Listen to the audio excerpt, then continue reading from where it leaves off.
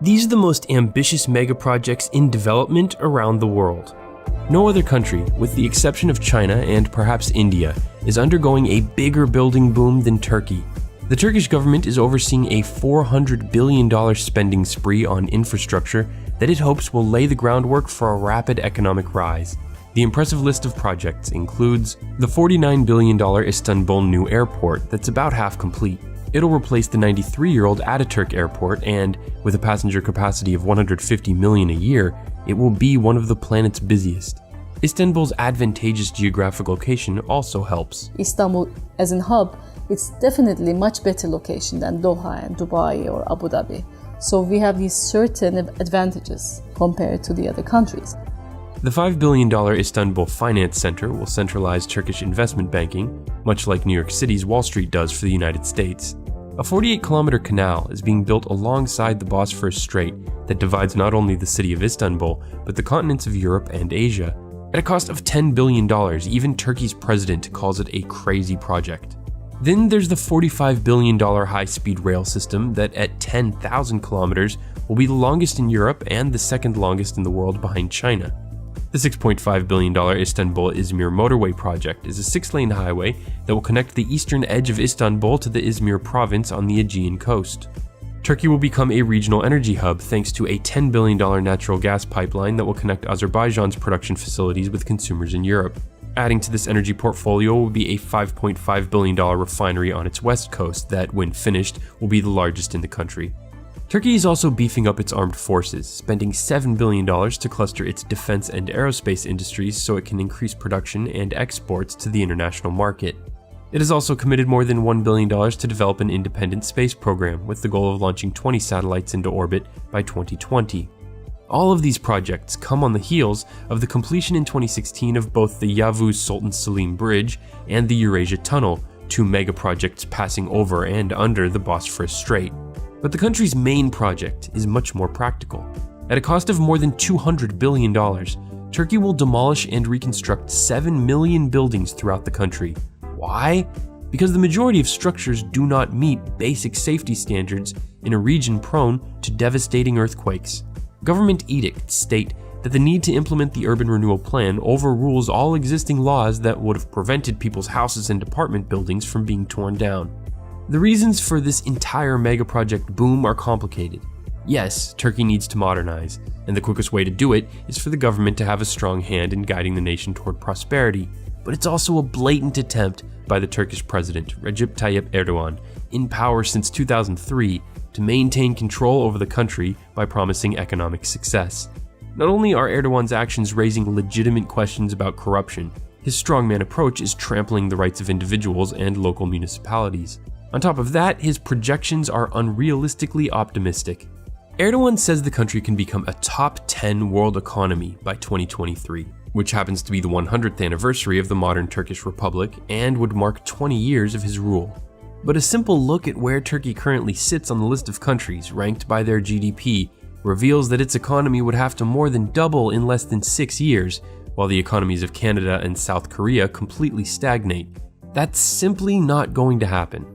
This high-stakes game was laid bare a few months ago, when Erdogan narrowly escaped succumbing to a coup that would have seen the country descend into violent internal conflict and even civil war. All of these factors make Turkey one of the most fascinating countries to keep a close eye on in the next decade, and it's why we led off this series, our latest profiling the world's future megaprojects, focused on the building boom originating in Istanbul. NASA's 3-phase plan to put humans on Mars by the year 2040 proves that not all megaprojects are earthbound. Step 1 is for Lockheed Martin to complete the $20 billion Orion multi-purpose crew vehicle. It will be the first modern spacecraft capable of carrying humans beyond where the International Space Station currently exists in low Earth orbit, to reach asteroids and, eventually, the Red Planet. For these trips, astronauts will need a vehicle that can support them for extended periods of time, while protecting them and their equipment from radiation, extreme temperatures, and micrometeoroid strikes. But the NASA-Lockheed collaboration has competition. SpaceX CEO Elon Musk has grabbed headlines with his announcement that its Dragon 2 spacecraft will fly 2 private citizens on a 5-day trip around the moon and back. The target launch for the mission is 2018. Although that timeline may be overly optimistic, given that SpaceX has not yet flown a single manned mission, NASA, in a statement, praised its industry partner for, quote, reaching higher, and vowed to work closely with SpaceX to ensure it safely returns the launch of astronauts to US soil. For his part, in deference to his company's close partnership with the American Space Agency, Musk said he's willing to bump the two space tourists, who've already paid a significant deposit, to a later flight. NASA always has first priority, so if NASA decides to have the first mission of this nature be a NASA mission, then of course NASA would take priority. But regardless of who gets around the moon first, the big prize is Mars. 75 million kilometers from Earth, it's 195 times farther than the moon. To study the effects on the human body of spending months in space, astronauts Scott Kelly and Mikhail Kornienko spent over 11 months living on the ISS last year. Kelly actually grew 2 inches during his prolonged time in microgravity. He shrunk back to his normal height 2 days after returning to Earth. NASA is also using Mars mission simulations, in which research subjects spend months together in Hawaii, isolated from the outside world, to figure out the best way to handle the unique psychological burdens of the long journey. And that's where the mission to Mars starts to run into serious challenges.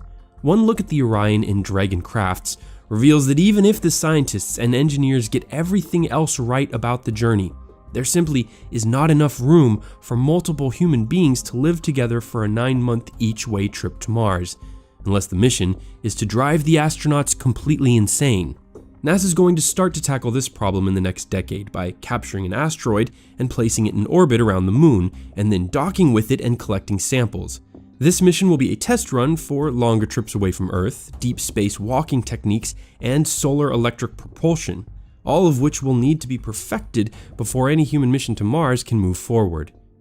NASA's calling the third and final phase of putting astronauts on Mars Earth independent. Thanks to successful missions like the Curiosity rover, we've already begun to learn a ton about potential exploration zones. The next NASA rover is scheduled to touch down in 2020 and will have company. Europe, China, India, the United Arab Emirates, and SpaceX all plan on taking advantage of the summer 2020 launch window, when the planets will be at their shortest distances from one another, to deliver rovers and orbiters to the Red Planet. The 2020 rover will also help NASA figure out the entry, descent, and landing techniques needed to get down to the Martian surface from orbit, and to learn what's needed to live off the land. NASA is also planning a round-trip robotic mission that will return to Earth with samples sometime in the late 2020s. But to make that defining moment in human history happen, when a human foot steps down on Martian soil, NASA will have to overcome 2 massive challenges that could make this one of the most expensive megaprojects in human history: designing a spacecraft that can support a survivable trip to Mars and back, and designing a propulsion system that can deliver that craft and then bring it home. Given the daunting challenges, the trip to Mars seems like the perfect opportunity for national governments to put aside our differences and our instincts to compete with one another, and instead form a global space agency. That way we can make sure our precious resources here on Earth are being used most efficiently. If one small step for man, one giant leap for mankind was true for Neil Armstrong's touchdown on the moon, imagine the worldwide impact of the first step on Mars. This is Lagos, Nigeria, the largest city in Africa. Home to more than 22 million people, it's facing a perfect storm of challenges. So let's look at how this megacity is trying to modernize. The biggest challenge Nigeria faces is a population pyramid that's overwhelmingly bottom-heavy. 61% are younger than 25. That's a lot of jobs to create and houses to build in the coming years. This problem is made worse by the extremely poor condition of the city's infrastructure. Badly designed and maintained motorways cause people to endure agonizing commute times, and interrupted access to electricity causes regular blackouts. Add in the threat of a rising ocean that's steadily eroding the coastline, and the future of this place looks bleak. But perspective is relative, so let's gain some. 165 years ago, Lagos was an island fortress and one of the principal routes of the slave trade, until the British Navy bombarded it into submission and abolished the practice. But slavery wasn't outlawed in northern Nigeria until 1936. That means any Nigerian older than 85 can probably still remember slavery, or was a slave themselves. In 1960, Nigeria gained independence from the British, but the country quickly became engulfed in a civil war that killed as many as 3 million people. In the dark aftermath of this bloody conflict, the country had one thing going for it: oil, which provided a consistent source of income. But the temptation of controlling all that black gold attracted deeply corrupt men, and Nigeria endured decades of violent struggles between power-mad dictators and their rivals in the military. With just 2 legitimate presidential elections under its belt in 2011 and 2015, Nigeria has only had 6 years of truly peaceful, independent, not completely corrupt, democratic rule in its entire history. All this upheaval was amplified by the strong ethnic and religious divisions throughout the country. So for the federal government to appear legitimate, the capital had to move away from Lagos to a more centralized, neutral part of the country. Following in the footsteps of Brazil's master-planned capital, Brasilia, the Nigerians built an entire city from scratch during the 1980s. The relocation of thousands of government workers drove migration to this new capital, Abuja, the fastest-growing city in the world from 2000 to 2010. Unfortunately, while Abuja thrived, Lagos languished. With the city far away now, it became even easier for deeply corrupt federal officials to neglect the megacity's needs. But its downward spiral is quickly changing direction, thanks largely to one man, the current governor of the state of Lagos, Akinwunmi Ambode. Ambode earned his master's in accounting from the University of Lagos and studied abroad in England, Switzerland, Singapore, and at the Harvard Kennedy School of Government in Boston. Everything about this man is outstanding. Everything about him. He is someone who does not leave a place without changing it for the better. Now 53 years old, with a long career serving the people of Lagos under his belt, Ambode hit the ground running upon his election in 2015. He immediately began holding regular town hall meetings. He installed a team of competent deputies who've helped him implement his mega master plan of targeted micro projects to drastically improve conditions throughout the city. Lagosians are already feeling the benefits of his less than 2 years in office. Today we are happy because the government have done a perfect job here. Now we can have a good access road to get to our homes, and you can see business around this area. They are doing very well. By making road fixes his first major task, Ambode wisely accomplished several important things that any new leader should immediately set out to do. 1, he gave his team a series of small, achievable goals to accomplish, allowing him time to weed out bad people and fix flawed management processes that bog down efficiency. 2, he gave himself some time to become comfortable in his new executive role and familiarize himself with the levers of power. And 3, he gained the trust of the people by doing something simple but important, completing a project that everyone wanted, on time and on budget. Now that his government is working well, Ambode is well positioned to tackle much more complex problems, like improving the efficiency of the bus system, building a massive urban rail system, providing all citizens with uninterrupted access to electricity, cleaning up Lagos's badly polluted environment, partnering with private industry to try and give all Lagosians access to affordable food, housing, and healthcare, and improving the pay of police, first responders, and security personnel. In addition to the construction of several bridges and other traffic improvements, Lagos is also installing 6,000 new streetlights and 13,000 closed-circuit television cameras and security sensors for surveillance and crime prevention. These efforts are working. Lagos was named the most security and safety-conscious state in all of Africa last year, and Ambode was named Nigerian Governor of the Year. By leading the mega overhaul in the way civil society conducts itself, Ambode represents one half of the equation in creating a modern Nigeria. He also seems perfectly positioned to go on to serve as president and lead his people on their quest to claim their rightful place as Africa's powerhouse country. The other half of this modernization equation rests largely on the success of 2 key megaprojects under construction in Lagos and Abuja. Eco Atlantic, a financial hub that's being built on reclaimed land along the coast, and Centenary City, a gated luxury mini-city outside of Abuja where elites will live and stay while conducting business in the capital. The goal is to establish Lagos as the financial hub and commercial hub of the continent of Africa. Geographically, Nigeria is centrally positioned to lead Africa's emergence in the second half of the century, but it must approach development carefully. With many parts of Lagos and the rest of the country living in squalor without good jobs or adequate housing, spending tens of billions of dollars to build playgrounds for the rich runs the risk of making the majority of the Nigerian people feel neglected and angry. In fact, the Centenary City project in Abuja is already tainted by allegations of corruption. Another challenge facing Lagos is the unstoppable rising sea level, which will eventually submerge most of the existing city. It faces the same dilemma as many other coastal metropolises around the world. Stop building on land that will likely be completely underwater by the end of the century and start building inland. Or live for the immediate future by building where people want to live now, along the waterfront. I'm confident that you'll be hearing a lot more about Nigeria and its rising star, Governor Ambode, as the country confronts these challenges head-on in the years ahead. The total population of Africa is projected to quadruple to about 4 billion people by 2100, driving the total global population past 11 billion. Producing the energy that all these people will use could obliterate any efforts we're now making to battle climate change. But Africa's population explosion is also a tremendous opportunity because all the power plants where all these people will get all of their electricity from haven't been built yet. This means humanity is now being presented with a once-in-a-lifetime of our species shot to make our planet's fastest growing region leapfrog the dirty fuels of the past to embrace a future of clean, renewable energy. This is a quick look at how that optimistic vision of the future can become reality.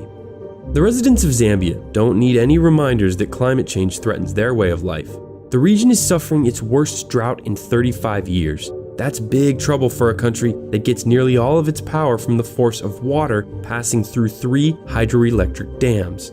No water means no electricity, and no electricity means blackouts that have frequently brought commerce and productivity to a standstill, gutting the Zambian economy and causing many to lose their jobs. All across Africa, countries are confronting the same problem, a constant lack of power. Sub-Saharan Africa, all 910 million people, consumes less electricity than the 4.8 million people of Alabama. Overall, more than half of all Africans have no access to electricity. But this is changing, thanks to the emergence of renewable energy. The cost of building larger-scale solar panel and wind turbine farms continues to plummet, making governments and utilities more likely to choose them over traditional sources like hydro, coal, nuclear, or natural gas. As we saw with the water shortage in Zambia, or the nuclear meltdown a few years ago after the earthquake in Japan, power stations of the past are less reliable, more expensive, far worse for our environment, and slower to build. So this seems like a no-brainer. Africa needs to go green, baby! There's just 3 problems. 1. Until now, planners have lacked the necessary data to identify where to develop wind and solar projects that are socially equitable, have low environmental impact, and are most cost-effective. This problem was recently tackled by a groundbreaking study of 21 countries that combined satellite and ground measurements with geospatial data on roads, towns, and existing power lines. It provides the first blueprint for where wind and solar projects should be built to maximize their effectiveness. The study also revealed Africa's eye-opening, untapped potential for renewable energy generation. There are an estimated 550 million megawatts of potential solar and wind power spread across the continent just waiting to be harvested. That's 3,700 times as much electricity as Africa currently consumes. That's so much energy that Africa should aim to be powered 100% by renewables by 2050. It's even possible for Africa to become a clean energy exporting superpower by sending its abundant surpluses of electricity to Europe, the Middle East, India, and the rest of Asia, and even the Americas. Of course, this is dependent on overcoming the second major challenge, the continent's completely inadequate power grid. Modernizing it to connect clean power stations with cities all over Africa will be a long-term mega project costing tens of billions of dollars in the coming decades. For fast-growing urban areas like Lagos, Cairo, Kinshasa, Mogadishu, and Johannesburg, uninterrupted electricity is critical for the emerging industries that will fuel economic growth and provide jobs for billions. On the other hand, most Africans currently live in small villages and towns, so their energy needs can be met by inexpensive solar and wind turbine systems that are located on-site but are disconnected from the main grid. The challenge, though, will be connecting cities, where more and more people are moving, with the mega power stations that will often have to be built far away, in geographical sweet spots to maximize the amount of harvestable solar rays and wind gusts. This brings us to the third problem: money. African governments don't have much to spare, so if we're expecting them to fund this clean energy transition on their own, one of the most expensive endeavors in human history, we should just keep on dreaming. Organizations like the World Bank understand this. In 2015, it created the Scaling Solar Program to help investors partner with African nations that are looking to go green, but are often seen as risky places to start a large project. If ideas like this continue to gain traction, it will hopefully lead to a huge influx of private capital in the coming years. Another strategy is for wealthier nations to provide some of the money, understanding that every time an African country chooses clean over dirty energy, the entire world is a little better off in the long run. The UN's Green Climate Fund is intended to be the centerpiece for this action. It hoped to raise hundreds of billions of dollars by 2020, but so far it has raised just $10 billion. US President Obama transferred $500 million into the fund in his final week in office, then handed the government of the world's richest country over to a climate change denier, so it's unlikely the US will be contributing more anytime soon. Still, while progress may be held back for a few years, it is an undeniable fact that helping Africa go green is best for everyone in the long term. Time will tell if we're able to seize this moment, but every single day that passes without action, every time a baby is born in Africa, the pressure on governments to pull energy from the ground increases, and the window of opportunity for a clean future closes a little bit more. We love to take sci-fi adventures through space, but the reality of how we'll someday explore worlds beyond our solar system will be much different than the cryogenically induced slumbers astronauts take in the movies. This is how the spacecrafts of the future will probably look. Instead of a team of astronauts, its cargo will include tiny sensors, a camera, and a plutonium battery. Instead of rocket fuel, it will be propelled by a 4-meter-wide sail that will catch concentrated laser beams so powerful they haven't been invented yet. This most interesting megaproject of the future, a real Hail Mary, is called Breakthrough Starshot. Its mission? To give us our first view of a planet outside the solar system. Last year, researchers announced the discovery of Proxima b, a potentially Earth-like planet orbiting the red dwarf star Proxima Centauri, part of a triple star system that's closest to our Sun. It's our next-door neighbor.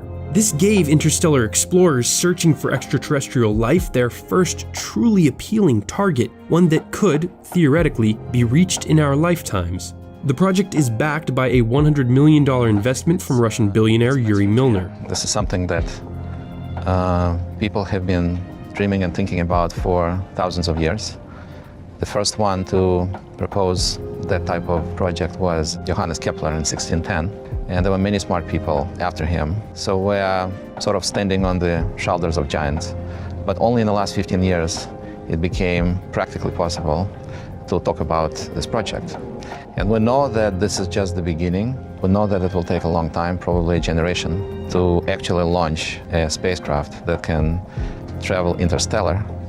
But we do know that the time is to start now, given that technology is available, and it's mostly an engineering challenge and not a scientific challenge. Milner's $100 million is just a down payment to spur development of the tech needed to launch the mission within 20 years. The project's total cost will be in the $10 billion range, and here's how it'll work. A chip about 1 centimeter wide will carry circuitry, thrusters, a camera, spectrometer, plutonium battery, and a laser to beam data back to Earth. It will be surrounded by a sail. An array of lasers back on Earth will beam it up to a speed of roughly 20% the speed of light. At that point, it will take the craft just 3.5 days to reach the edge of the solar system. 5 months later, it will reach the treacherous Oort cloud, trillions of icy objects surrounding the solar system that will take 7.5 years to pass through. If it emerges intact, it will then journey for another 13 years before encountering the Proxima Centauri system. But it won't stay long. Traveling so fast with no way to slow down, it will scream through the star system in just 2 hours, giving it a brief window of opportunity to capture data which will take 4 years to transmit back to Earth. Sounds simple, right? Until you think about all the hurdles. Every part of this technology, from the lasers to the craft itself, doesn't exist yet. The good news is that initial research on sail-based laser propulsion looks promising. The bad news is that the lasers needed to propel the sail are 1 million times more powerful than what's currently available. The lasers will hit the craft with G-forces tens of thousands of times stronger than anything we feel on Earth. Artillery shells can take this level of force for less than a second. Starshot will need to withstand it for minutes. Any object, even a speck of space dust, could easily destroy the probe, or if it somehow survives a collision, send it careening off course. The interstellar medium is the vast unknown. The first and only man-made object to reach interstellar space is the Voyager 1 probe, launched in 1977. It took the iconic pale blue dot image of planet Earth in 1990 and crossed the heliosphere in 2012 and is still active. Breakthrough Starshot will launch exploratory probes as soon as a prototype propulsion system is complete. While Voyager took incredible photos of the solar system, no camera has ever taken a photo while traveling at 1/5 the speed of light. No man-made object has ever even traveled that fast, period. Perhaps the biggest challenge will be transmitting any photos and data it does collect back to Earth. Fitting a power source on an already crowded centimeter-wide chip capable of shooting a laser back home to us doesn't seem possible. That's why it's best to think about this project in the broader context of space exploration. Even if it fails, simply attempting to solve the seemingly impossible always has residual benefits, just like the space race and missions to the moon did. There are other efforts underway to reach Proxima b up close, including sending a larger nuclear fusion-powered spacecraft, but that mission wouldn't launch for a century. Another hope for taking a peek at Proxima b lies with several giant telescopes coming online in the next decade, including the James Webb, scheduled to launch late next year. But as Voyager demonstrated time and again, there's nothing like going to a new place. Which sport do you think will be played in the most expensive stadium ever built? If you said American football, you're right. This is the story of Atlanta's $1.6 billion Mercedes-Benz Stadium that's set to open by the end of the summer. It will be home to the world's most spectacular roof, and will be the first NFL stadium to achieve the highest certification in leadership in energy and environmental design. For a roof to open in this fashion, with 8 petals that actually move in a straight line, we can't find another precedent ever in the world. The roof was inspired by the oculus in the ancient Roman pantheon and takes the retractable concept to a whole nother level. The first retractable roof in a major sports venue was Civic Arena, home to the Pittsburgh Penguins, and the first large stadium to have a ceiling that opened to the stars was Toronto's Skydome. Not only will Mercedes-Benz have the most complex roof ever constructed, but its ridiculous 58-foot tall Halo video board will be 3 times larger than the one in Jacksonville, the reigning king of LED displays. The project also landed the city the Atlanta United, an MLS expansion franchise that began play this year. Mechanized curtains will cover the upper deck during matches, providing the more intimate feel common to other MLS venues. This entire stadium effort doubles down on the success of its predecessor, the Georgia Dome. It was the only facility in the world to play host to the Olympics, Super Bowl, and Final Four. Atlanta's centralized location is part of the secret to its success as a sports mecca. It has by far the busiest airport in the United States, making it the most convenient spot in the country to travel to. The new stadium is already scheduled to hold championships for the next 3 years: 2018's College Football Playoff National Championship, Super Bowl 53 in 2019, and the 2020 NCAA Final Four. I think downtown Atlanta is very unique. The stadium itself is very unique. I think it sends the right message to many cities in terms of public-private partnerships that are honored in the NFL. As co-founder of the Home Depot in 1978, Blank has built an empire selling quality products that people use every day. To achieve the elusive Platinum LEED certification, the stadium is using tons of recyclable materials and will have 4,000 solar panels to generate enough renewable electricity to power 9 Falcons home games. Overall, it will use 29% less electricity than a baseline stadium of its size. It will collect millions of gallons of rainwater for HVAC cooling towers and for irrigating the surrounding landscape that will include edible blueberry bushes and apple trees. The project was even recognized by the Obama administration for its commitment to sustainability. It became apparent that Platinum was within reach, and that really excited me to know that we could be the first professional stadium to reach Platinum.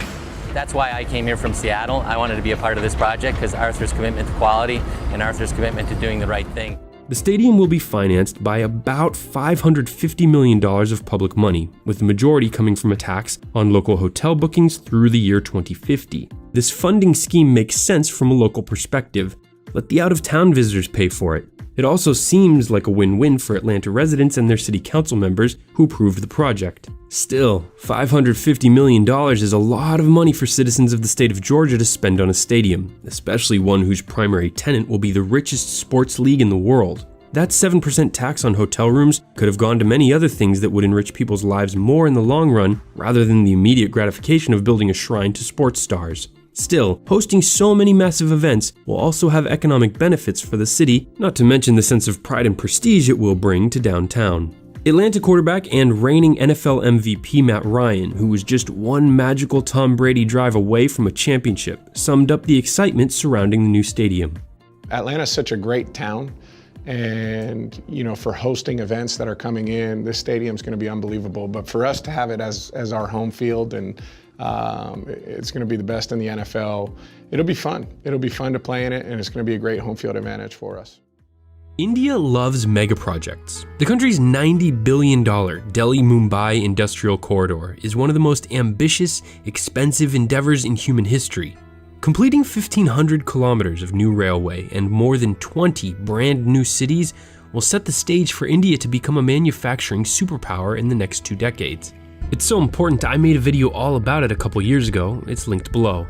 Now, this industrial corridor may be vital to India's future economy, but it's not the project that will deliver the largest day-to-day improvement in quality of life. Neither will a new mega airport under construction in Mumbai, or World 1, the largest residential tower in the world, or even a 500-kilometer high-speed rail line planned for India's west coast. No, the project Indians need most is more basic than all that. It's hundreds of thousands of kilometers of paved roads.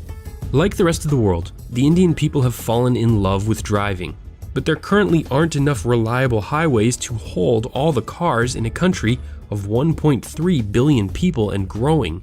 The good news is that the Indian government has learned one of the key economic lessons of modern history, that the not-so-secret ingredient of America's dominance over the last half-century is our vast network of well-maintained streets and highways. Roads allow us to move ourselves and all of our goods fluidly from city to city, from fields to towns to air and seaports and beyond. China learned this lesson a while ago. They've spent tens of billions of dollars on roadways over the past 2 decades as their economy boomed. Now that its transportation infrastructure is maturing, the Chinese are positioned for rapid development. India wants to follow the same blueprint and is in the midst of a sustained, years-long, multi-tens of billions of dollars mega project to do just that. India has about the same population as China, but double the density. Get this, of the 5 most densely populated cities in the world with more than 4 million residents, 4 of them are in India, including the planet's most crowded megacity, Mumbai. So with much less land to work with, India's challenge will be expanding, modernizing, and widening its existing network of roads, which, on the plus side, is already quite extensive. On the downside, 40% of it is dirt. Without good roads, the country is less unified because its people and goods can't move around freely enough, especially to and from rural areas. Currently, national highways connecting major cities with ports and rail junctions carry 40% of all passenger and freight traffic, but make up just 1.5% of the total road network, leading to horrible traffic congestion on these crucial arteries. One of the new roads in the mega project that's already completed is a $2 billion expressway that slashed the travel time between Delhi and Agra by up to 4 hours. But barbed wire fencing all along the route keeps it clear of the people and slow-moving vehicles that crowd the rest of India's roads, and high tolls mean it's only for the rich. Restricting access to the road so much undercuts the whole purpose of the road, to alleviate congestion on the rest of the roads. The predictable result of this segregation is that the highway is being used far less than it should be. Challenges like this will need to be addressed and overcome by the government of Indian Prime Minister Narendra Modi, who's a big fan of mega projects and has maintained his commitment to the ambitious goal of completing 18,500 kilometers of controlled access highway. One of the main obstacles to achieving this vision is that the mega project suffers from chronic underfunding and the disappointment of only reaching about half its construction goals year after year. Part of the problem that's holding it back is the financing model, which is flawed. Using public-private partnerships to build toll roads doesn't work if the road's profitability is depressed because not enough people can afford the expensive access fees. Potential investors see this and are scared away. No firm wants to sink significant time and capital into a project that will lose it money. This means the national government is having to get creative with its funding mechanisms and coming up with more funds than it anticipated to jumpstart each construction project. Compare this to the way the Chinese operate. As an authoritarian country, a single political party controls the entire government, allowing it to push projects through and spend money as it pleases, sometimes in a brutally efficient way. The government of India, the world's largest democracy, can't operate like that.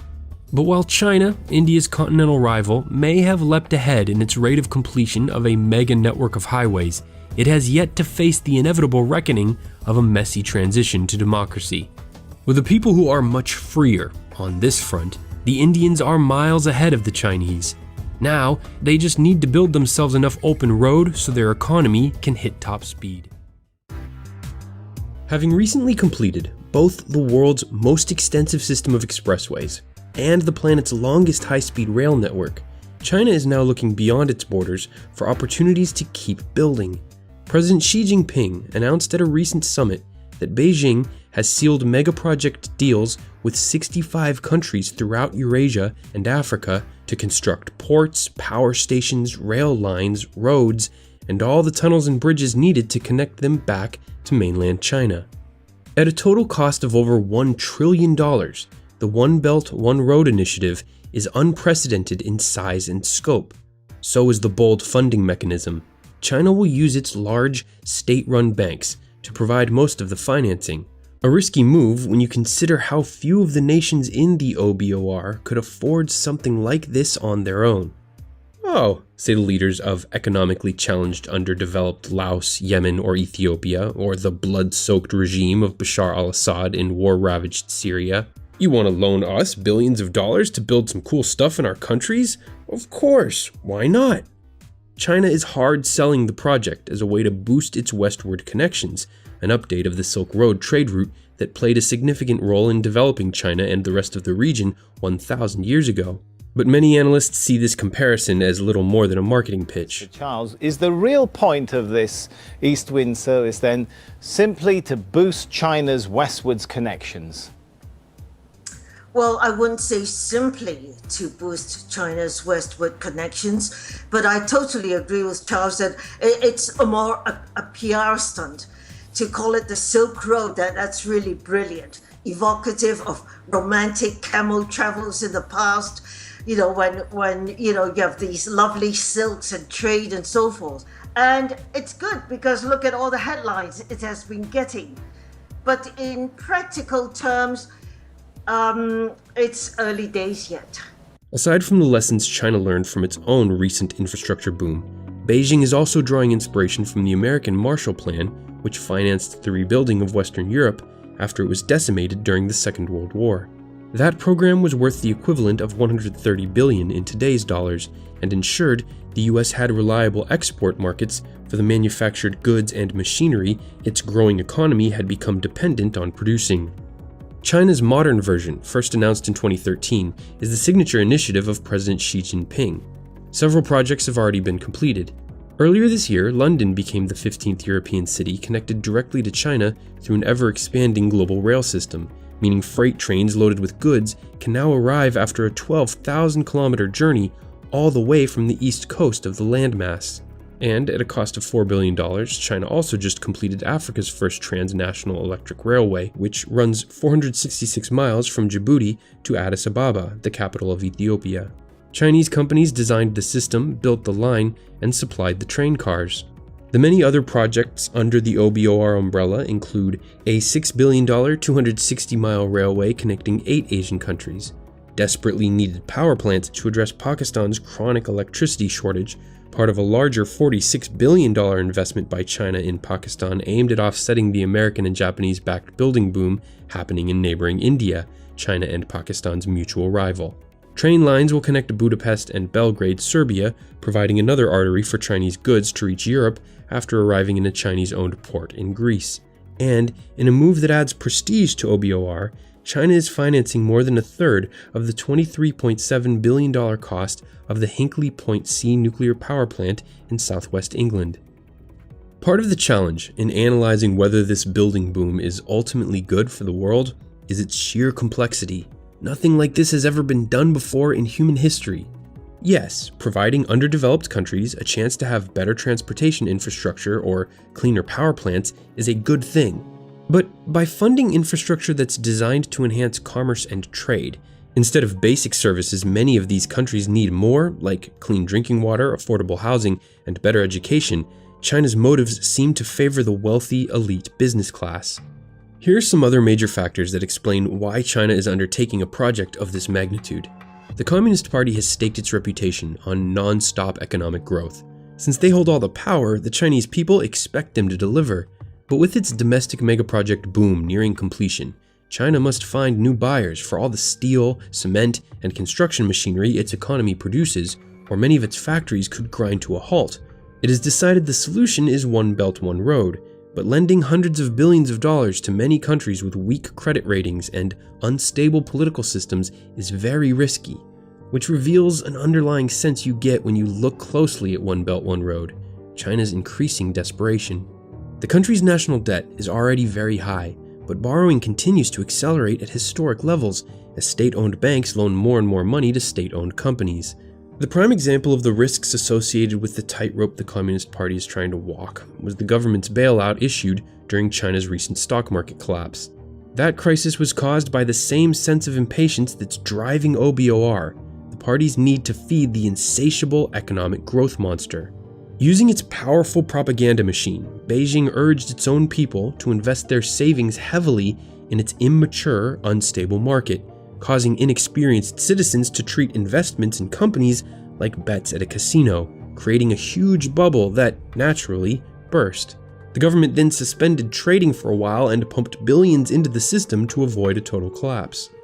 So really, when you step back, the core motivation for One Belt, One Road boils down to the Communist Party's need to buy itself more time in order to come up with its next scheme to prop up the economy.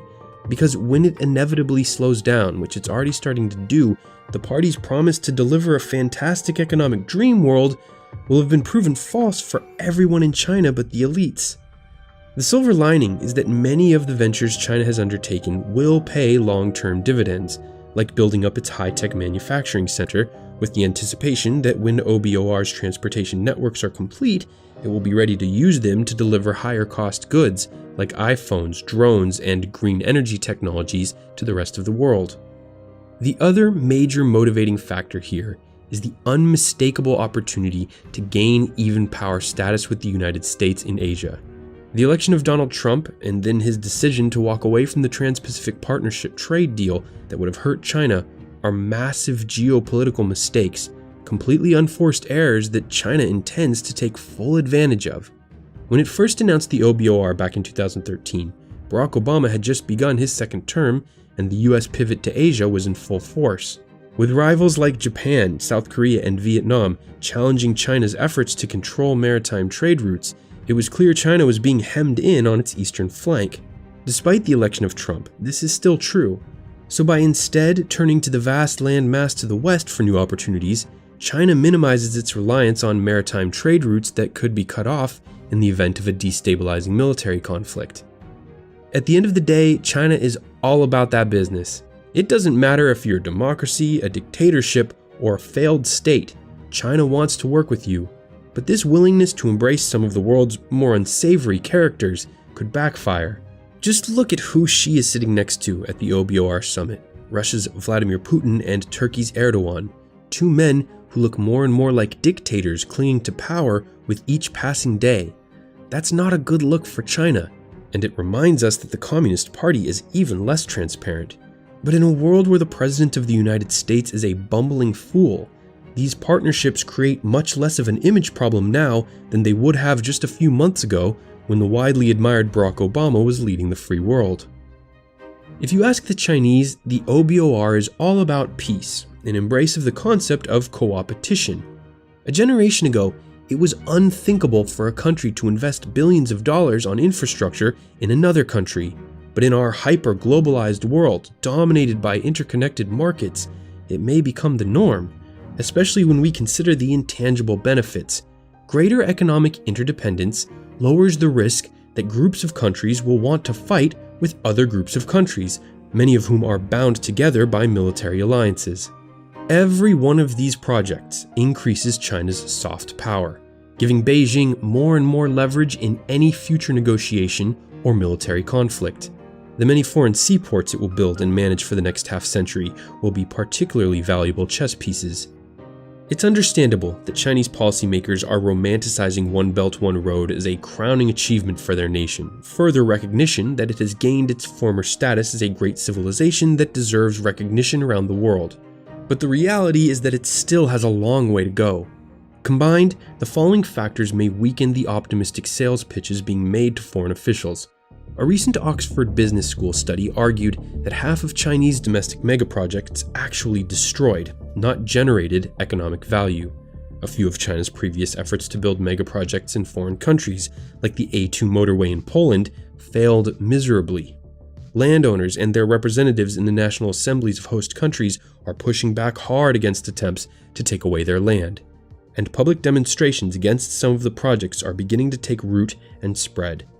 Another dose of reality that should sober Beijing is that, after analyzing China's over-leveraged financial position, its credit rating was just downgraded by a major agency, whose analysts concluded that its borrowing is raising red flags and its economic growth will continue to slow down. Of course, none of these speed bumps is going to stop the Communist Party from attempting to execute their Great Leap.